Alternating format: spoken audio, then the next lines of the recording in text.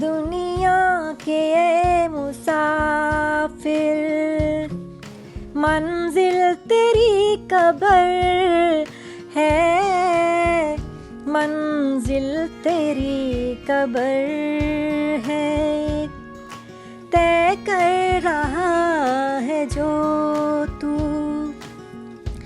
2 दिन का ये सफ़र है, 2 दिन का ये सफ़र है, दुनिया के मुसाफिर। अस्सलाम वालेकुम व्यूअर्स, नए अंदाज नए जोश के साथ रोटी चावल आपकी खिदमत में हाजिर है। नए आने वाले मेहमानों को खुश आमदीद।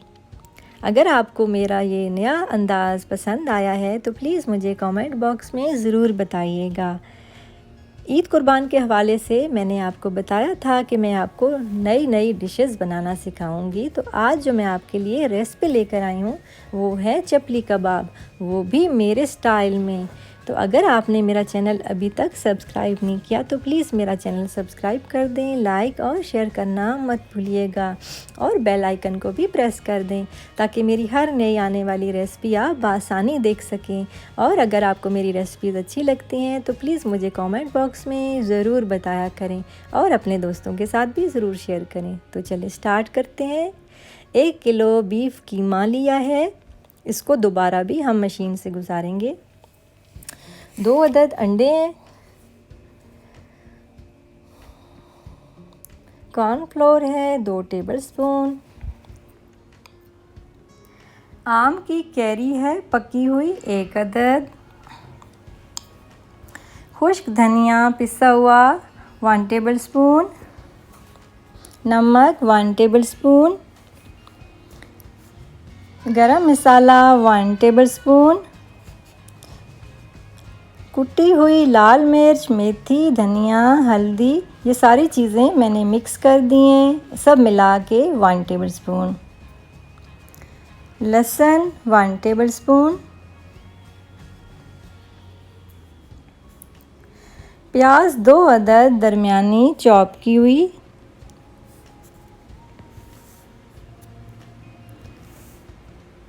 हरी मिर्चें 8 से 10 अदद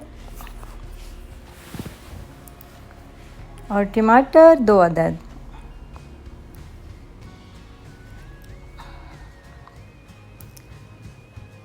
अब इन चीज़ों का पेस्ट बनाना है। हरी मिर्चें और कैरी चॉपर में डाल के इसका पेस्ट बना लेंगे और इसके पेस्ट बनाने से ये है कि कीमे में ये मसाला सारा अच्छी तरह चला जाएगा और बहुत सॉफ्ट और बहुत ज़बरदस्त चपली कबाब बनेंगे। पेस्ट हमने बना लिया है, अब एक बर्तन में डालते जाएंगे।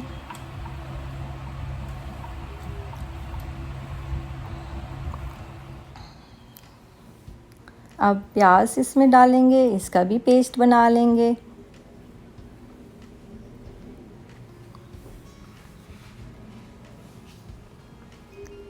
थोड़े थोड़े करके सारे प्याज भी इसमें डाल के पेस्ट बनाएंगे इसका।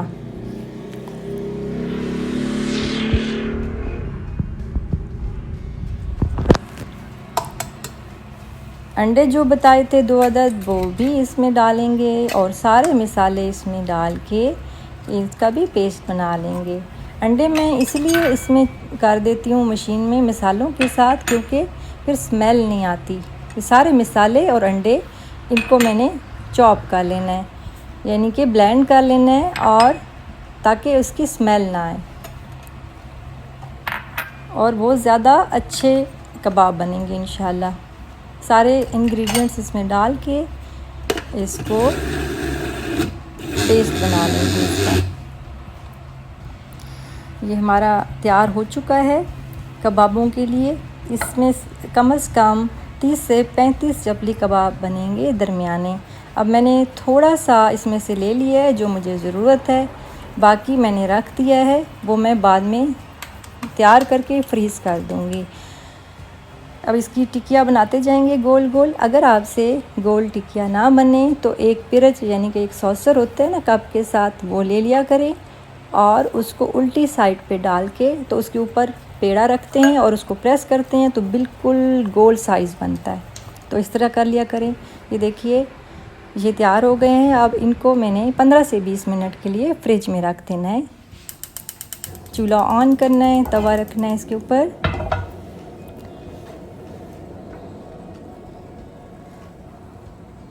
اور 3-4 ٹیبل سپون کے برابر آئل ڈال لینا ہے.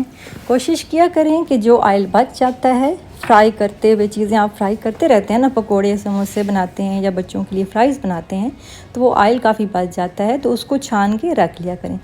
زیرہ اب میں اس میں ڈالنے لگی ہوں 1 ٹی اسپون کے برابر.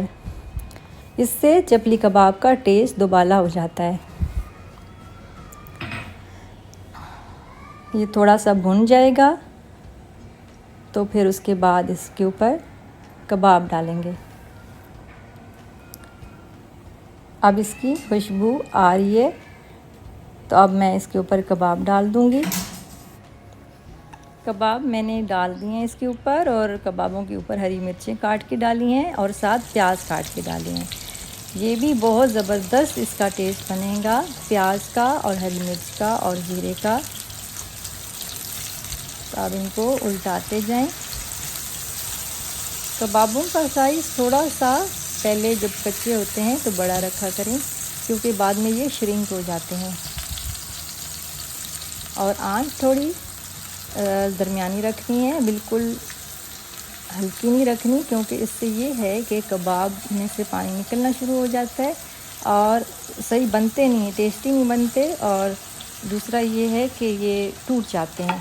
تو اس لیے تھوڑی درمیانی آنچ پہ ان کو پکانا ہے. اسی طرح پیاز کو بھی ہم نے اسی طرح الٹاتے رہنا ہے اور پکانا ہے ان کو بھی اس کے ساتھ.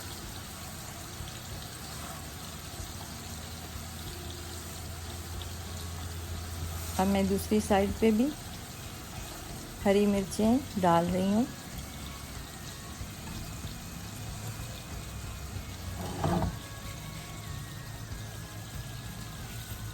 پیاز بھی الٹانے ہیں.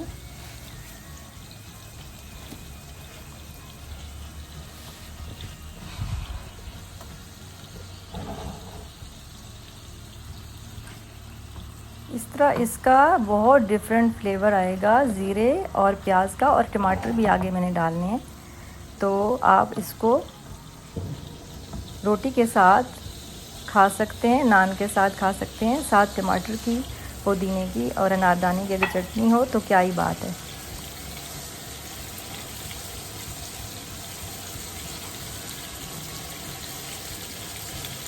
اب میں ٹماٹر ڈال رہی ہوں اس کے اوپر.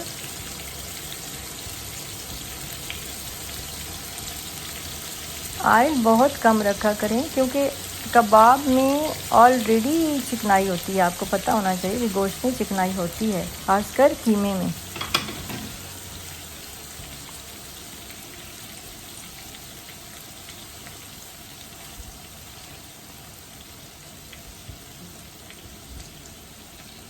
کباب ہمارے تیار ہو چکے ہیں. آپ اس کو چاولوں کے ساتھ سرو کر سکتے ہیں, روٹی کے ساتھ, نان کے ساتھ اور چٹنی کے ساتھ مزے لے کے کھا سکتے ہیں. اور جب بھی آپ اس طرح کی چیز بنائیں, جیسے کباب ہیں, سیخ کباب ہیں, چپلی کباب ہیں یا کوفتے ہیں, کیونکہ اس میں محنت زیادہ ہوتی ہے. اب لیمو بھی میں اوپر سے چھڑک رہی ہوں, کیونکہ جو ہے اس میں محنت زیادہ ہوتی ہے, تو اس کو کوانٹٹی زیادہ رکھا کریں اور باقی بنا کے فریز کر لیا کریں, کہ اچانک اگر مہمان آ جائیں تو آپ فوراً 10-15 منٹ کے لیے باہر رکھیں گے. ان کو ڈی فراسٹ کرنے کی بجائے اگر آپ روم ٹیمپریچر میں رکھیں گے تو بہت اچھے بنیں گے اور ٹوٹیں گے بھی نہیں, اور انڈا لگانے کی بھی بالکل ضرورت نہیں پڑے گی. تو یہ چھوٹی چھوٹی ٹپس ہوتی ہیں, آپ ان کو ضرور فالو کیا کریں. تو یہ دیکھیے زبردست قسم کے چپلی کباب تیار ہیں. گھر پر ضرور ٹرائی کیجیے گا اور مجھے بتائیے گا کہ آپ کو یہ میری ریسپی کیسی لگی. اور 1 کلو قیمے میں اس میٹیریل کے ساتھ کم از کم آپ کے 30 سے 35 چپلی کباب بنیں گے, جو آپ بنا کے فریز کر دیجئے.